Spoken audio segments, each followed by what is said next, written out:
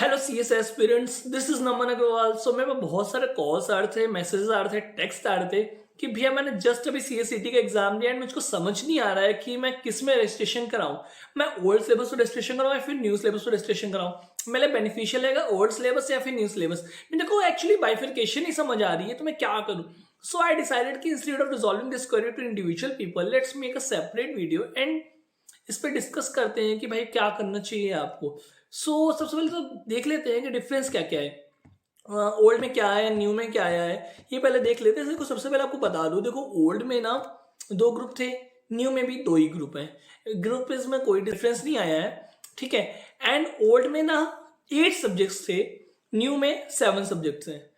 Old में 8 में से 3 सब्जेक्ट एमसीक्यू बेस्ड थे, total MCQ based. And new में कोई भी एमसीक्यू बेस्ड नहीं है, सारे आपको रिटर्न रहने वाले हैं। बस एक चीज आपको न्यू में अच्छी मिल रही है कि आपको 7 में से 6 सब्जेक्ट में 20 मार्क्स का एमसीक्यू मिलने वाला है एंड 80 मार्क्स का रिटर्न मिलेगा। एंड एक सब्जेक्ट आपका 100 मार्क्स का रिटर्न रहने वाला है। ग्रुप वाइज हम लोग डिफरेंस देख लेते हैं। सबसे पहले ग्रुप 1 में देख लीजिए। सबसे पहले जीआईचएल है, ज्यूरिस्प्रूडेंस इंटरप्रिटेशन है, जनरल लॉस। ओल्ड में भी था, न्यू में भी है। बस डिफरेंस ये आया है कि ओल्ड में कंटेंट बहुत कम था, बहुत इजी था, ये 8 में सबसे इजी सब्जेक्ट था। अब इन्होंने टफ कर दिया है, काफी कंटेंट्स में ऐड ऑन कर दिया है, इसका वेटेज काफी बढ़ गया है। अब पहले ये कम था, इसका मतलब कंटेंट अब बहुत ज्यादा बढ़ गया है। वहां पे आपको थोड़ी सी मेहनत लगेगी अब जीआईचएल में।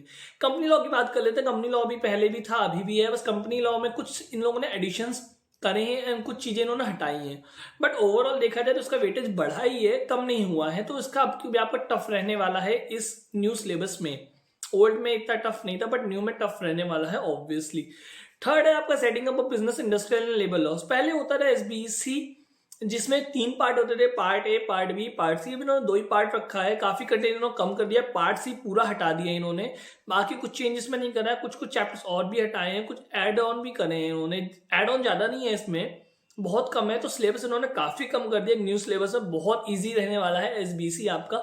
इसमें पार्ट सी पूरा हटा दीजिए। 25 नंबर का होता था ओल्ड सिलेबस में, तो एसबीसी का कंटेंट काफी कम है। इन्होंने हटाया तो है, इन्होंने ऐसा कहा, इन्होंने हटा दिया है, बट उसका कंटेंट इन्होंने हटा के कंपनी लॉ में ट्रांसफर कर दिया है। मेजोरिटी कंटेंट जो एसबीसी का हटाया गया है वो इस कंपनी लॉ में ट्रांसफर कर दिया गया है। तो वन का ना जितना भी है ना कंटेंट, ग्रुप 1 में ही रहने वाला है, कुछ भी हटने वाला नहीं है।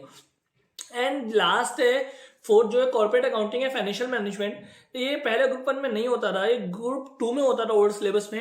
एंड 2 सब्जेक्ट होते थे, कॉर्पोरेट अकाउंटिंग एक सब्जेक्ट होता था, एफएम एक सब्जेक्ट होता था। 100 नंबर के दोनों पेपर होते थे। बट इन्होंने दोनों पेपर को मर्ज करके न्यू सिलेबस में एक पेपर बना दिया है। एंड इसका कंटेंट ऑब्वियसली कम हुआ है क्योंकि दोनों सब्जेक्ट मर्ज करे गए हैं, ठीक है। तो ये भी थोड़ा सा इजी रहेगा इस बार। बस द थिंग, जिनका प्रैक्टिकल वीक है उनके लिए 100% रिटर्न है। एंड ओल्ड सिलेबस में था, ये एमसीक्यू था। अब ग्रुप 2 की बात कर लेते हैं। Capital market and securities law पहले भी था ग्रुप 2 में, ओल्ड सिलेबस में अभी भी है, न्यू सिलेबस में ग्रुप 2 में। इसका कंटेंट बढ़ा दिया गया है। तो पहले तो भी टफ ही था, इजी नहीं था। पहले भी टफ था, अभी भी टफ है, लेकिन अब थोड़ा सा और टफ हो गया है। ओल्ड सिलेबस में इजी था। एंड दूसरा है economic, commercial and intellectual property loss. पहले ईबीसीएल के नाम से होता था, ये ईबीसीएल के नाम से होता था, अब ये है economic, commercial and intellectual property. तो इसमें आईपीआर की इन लोगों ने एड ऑन करा है एंड काफी इसमें कम करा है। देखो सबसे हैवी होता था ये, लेकिन इसको पास करना इजी होता था क्योंकि ओल्ड सिलेबस में पार्ट होता था, पार्ट बी, जिसमें सिर्फ एक चैप्टर होता था। तो उसकी समरी आप निकालोगे तो 20 पन्नों की समरी होती थी। एंड वो अकेला चैप्टर 25 मार्क्स का होता था। एंड वो जो क्वेश्चंस आते थे वो भी पास्ट ईयर के रिपीट होते थे, तो बच्चे उसमें से पास बहुत जल्दी हो जाते थे क्योंकि 25 मार्क्स का वो अकेला चैप्टर था। और बाकी पूरे में से 75 में से वो लोग तो स्कोर कर ही लेंगे, 15 नंबर के 40 आ जाए, तो ईजी होता था। एंड थर्ड है टैक्स लॉज एंड प्रैक्टिस। ये पहले ग्रुप ए में होता था, जो ओल्ड सिलेबस था। एंड ये 50-50 का बाइफर्केशन है direct tax and direct tax में। Direct tax as compare to direct tax बहुत ज्यादा ईजी होता है एंड बच्चे वहीं से पास आउट होते हैं क्योंकि डायरेक्ट टैक्स बहुत ज्यादा टफ होता है। बट इन्होंने अब कर दिया 60 मार्क्स का डायरेक्ट टैक्स कर दिया, 40 मार्क्स का डायरेक्ट टैक्स कर दिया। तो थोड़ा सा अपने, थोड़ा नहीं मतलब बहुत ज्यादा टफ रहने वाला है इस बार, क्योंकि एक तो रिटर्न हो गया, उसके बाद इनडायरेक्ट टैक्स का कंटेंट भी कम हो गया है। तो बच्चों को काफी दिक्कत आएगी ओल्ड न्यू सिलेबस में। तो ओवरऑल अगर हम देख लें तो old syllabus as compare to new syllabus बहुत ज्यादा इजी है, न्यू सिलेबस बहुत ज्यादा टफ है। बहुत ज्यादा नहीं मतलब टफ है। जिनका प्रैक्टिकल वीक है उनको मैं सजेस्ट करूंगा कि वो ओल्ड सिलेबस में जाएं, क्योंकि इसमें तीनों जितने भी प्रैक्टिकल सब्जेक्ट्स हैं वो सारे एमसीक्यू बेस्ड हैं। इसमें न्यू सिलेबस में जितने भी प्रैक्टिकल सब्जेक्ट्स हैं वो सारे रिटर्न रहने वाले हैं, ठीक है। तो यहाँ पे दिक्कत होगी उनको। और स्पेशली टैक्स लॉस जिसका बहुत ज़्यादा डर है, जिस बहुत ज़्यादा वीक है, तो वो ओल्ड सिलेबस में एमसीक्यू बेस है एंड 50 मार्क्स का डायरेक्ट टैक्स यहाँ से पास हो जाते हैं, इसमें टफ रहेगा। 40 मार्क्स का उस पर से वो रिटर्न भी है। एंड जो कंटेंट है ना, अगर देखा जाए तो मैं आपको बता दूं टोटली समरी में कि कंटेंट कुछ भी कम नहीं हुआ है। इन लोगों ने क्या करा, एक सब्जेक्ट का कंटेंट निकाल के दूसरे सब्जेक्ट में डाल दिया, दूसरे सब्जेक्ट का कंटेंट निकाल के तीसरे सब्जेक्ट में डाल दिया। इन्होंने यही सब कराया और कुछ नहीं कराया कुछ खास, थोड़ा बहुत कम कराया, थोड़ा बहुत एड ऑन भी कराया, तो टफ ही है, इजी कुछ नहीं हुआ है न्यू सिलेबस। तो ओल्ड सिलेबस आपके लिए इजी रहने वाला है।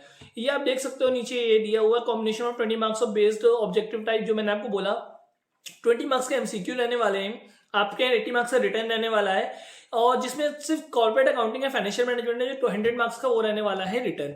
ठीक है, तो उसमें थोड़ा सा रहेगा दिक्कत। एंड आगे देख लेते हैं आगे क्या क्या इन्होंने दिया है। आगे इन्होंने और कुछ ये बताया है कि ये स्टार्ट कब से हो रहा है रजिस्ट्रेशन। जो फर्स्ट फेब 2023 के बाद रजिस्ट्रेशन कराएंगे उन्हीं को मिलेगा उसमें न्यू सिलेबस पर रजिस्ट्रेशन, बाकी सबको ओल्ड सिलेबस पर रजिस्ट्रेशन मिलेगा। जो भी फर्स्ट फेब 23 के बाद रजिस्ट्रेशन कराएंगे उनको एग्जीक्यूटिव में मिलेगा न्यू सिलेबस में रजिस्ट्रेशन, बाकियों को पुराने में मिलेगा। एंड जो फर्स्ट एग्जाम होगा वो दिसंबर 23 में होगा। अब जो ओल्ड सिलेबस वाले वो रजिस्ट्रेशन कराएंगे वो जून अटेम्प्ट मिल जाएगा, बट जो न्यू सिलेबस वाले को जून अटेम्प्ट नहीं मिलेगा। तो अगर आप अपना एक अटेम्प्ट खराब नहीं करना चाहते हो, आपको लगता है कि आप जून पेपर क्लियर आउट कर सकते हैं, आपने पढ़ाई बहुत अच्छे से कर ली थी पहले, तो आप ओल्ड सिलेबस में जब आप जून अटेम्प्ट दो, दिसंबर अटेम्प्ट दो, आप दिसंबर में क्लियर कर लोगे। वरना आपको दिसंबर में बोथ ग्रुप दोगे, बोथ ग्रुप बहुत सारा टफ रहता है। अगर सिंगल भी जाओगे तो आपका अगला अटेम्प्ट फिर जाएगा जून 24, तो 24 तक आपको एक्सटेंड होगा। एंड अगर लास्ट अटेम्प्ट की हम लोग बात करें, लास्ट अटेम्प्ट इन्होंने कब दिया है, तो यहाँ पे दिया हुआ एग्जीक्यूटिव का जो लास्ट अटेम्प्ट रहेगा ओल्ड सिलेबस वालों के लिए जून 24 रहेगा। देखिए जनरली में अगर हम लोग देखें तो 2 बार सिलेबस अब तक चेंज हुआ है मेरे सामने। सो अगर इतनी बार भी सिलेबस चेंज हुआ तो इन लोगों ने हर बार जो है ना एक्सटेंड कराया गया, क्योंकि आईसीएसई नहीं चाहती जो बच्चा पहले से इतनी मेहनत कर चुका है एंड उसको कंपलसरी ट्रांसफर कर दिया जाए न्यू सिलेबस में। तो उन्होंने ऑफिशियली अभी बोला है कि जून 24 लास्ट अटेम्प्ट रहने वाला है, बट ये जनरली एक्सटेंड होकर 26 तक जाना चाहिए। मे बी, मैं बिल्कुल कह नहीं रहा कि जाएगा ही, बट जाना चाहिए, चला जाएगा मे बी, क्योंकि हर बार यही करती है। 2012 का सिलेबस चेंज हुआ तब भी यही हुआ था, 17 का सिलेबस चेंज हुआ तब भी यही हुआ था। तो हर बार एक्सटेंड करते हैं तो एक्सटेंड होगा। तो आपको समरी में अब मैं बता दूं आपको क्या करना चाहिए। देखिए मेरे हिसाब से तो जो लोग प्रैक्टिकल में वीक हैं उनको ओल्ड सिलेबस पर रजिस्ट्रेशन कराना चाहिए, एंड जो प्रैक्टिकल में स्ट्रांग है उनको न्यू सिलेबस पर रजिस्ट्रेशन कराना चाहिए। जिन्होंने पढ़ाई पहले से कर ली थी ओल्ड सिलेबस की, तो ओल्ड सिलेबस में जाए, ऑब्वियसली उनके लिए बेनिफिशियल है और अभी तक रजिस्ट्रेशन नहीं कराया है। और जो वेट कर रहे हैं कि भाई मैं अब समझ नहीं आ रहा, वो वीडियोस के अपने आप जजमेंट ले लें। बाकी मेरा ओपिनियन यही है कि आप लोग को ओल्ड सिलेबस में रजिस्ट्रेशन कराना चाहिए। सबका ओपिनियन डिफर कर सकता है मेरे से, बट मेरा ओपिनियन ये है कि ओल्ड सिलेबस में रजिस्ट्रेशन कराना चाहिए। देखिए बहुत सारे बेनिफिट्स हैं कि आपको देखो क्लासेस भी सस्ती मिलेगी after that time, after December, because old syllabus की क्लासेस ना पुरानी होती हैं, उनके लिए यूजलेस हो जाती हैं फैकल्टीज के लिए, क्योंकि बच्चे बहुत कम होते हैं तो उनको इतना वो नहीं मिलेगा। तो ओल्ड सिलेबस की क्लासेस ऑब्वियसली सस्ती रहने वाली हैं न्यू सिलेबस के कंपैरिजन में। बट एक नेगेटिव फैक्टर ये आएगा कि कोई भी फैकल्टी ना वो रिवीजन लेक्चर नहीं लेगी दिसंबर के बाद, क्योंकि वो सब न्यू के लिए ही लेंगे, बिकॉज न्यू सिलेबस एप्लीकेबल है, नए बच्चे आएंगे। तो अगर आपको इसका डर है तो आप न्यू सिलेबस में जाइए। बाकी अगर सिलेबस की बात कर ली जाए तो ये टफ है new syllabus as compare to old वाला इजी है, बिकॉज उसमें 3 एमसीक्यू है, वो तीनों प्रैक्टिकल। So that's it. बाकी आप लोग मेरे को कमेंट करके बताइएगा नीचे कि आपको इसमें कुछ और ऐड ऑन करना है, आपका क्या ओपिनियन है, आप किस में करवा रहे हो रजिस्ट्रेशन। अगर कुछ आपको लगे कि मेरा ओपिनियन डिफर कर रहा है तो मे भी हो सकता है, लेकिन आप मुझको कुछ और सजेस्ट आप करना चाहो, जैसे मैंने कुछ मिस आउट कर दिया हो या कुछ गलत बोल दिया हो, तो प्लीज मेरे को कमेंट में करके बताइएगा। Thank you so much guys. मैं आपको की हाईलाइट्स बताता हूँ स्पीड में, ताकि आपको एक प्रॉपर वो मिल जाए कि आपको क्या क्या है। देखिए सबसे पहले इसके लिए आपको न्यू सिलेबस पे रजिस्ट्रेशन कराना है फर्स्ट ऑफ 2023 के बाद। अब उससे पहले आप कराते हो तो आपको ओल्ड सिलेबस में जाना होगा।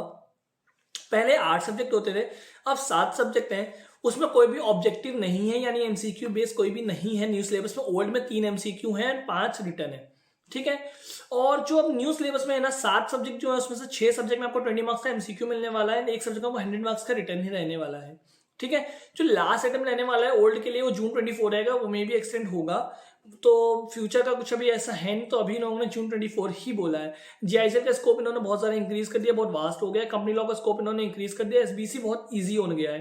तो देखो मेरिट्स का क्या है, देखो जो cost accounting and financial management है ना, वो उसमें 20 मार्क्स का एमसीक्यू नहीं रहने वाला है, आगे सब में एमसीक्यू रहने वाला है। तो एक ही आपको बेनिफिट मिलेगा न्यू सिलेबस में, एसबीसी कंटेंट रिड्यूस होगा, ये आपको एक बेनिफिट मिलेगा। ईबीसीएल का कंटेंट बहुत कम हो गया क्योंकि पहले बहुत ज़्यादा चैप्टर्स थे, बट उसके जो चैप्टर्स है ना जेआईएल में ट्रांसफर कर दिए गए हैं, तो आपका सिलेबस उतना ही है, बस आपका ईबीसीएल का सब्जेक्ट कंटेंट कम है। ठीक है, देखो पहले सीएमए और एफएम दो अलग अलग सब्जेक्ट होते थे ओल्ड सिलेबस में, न्यू सिलेबस में एक ही सब्जेक्ट है।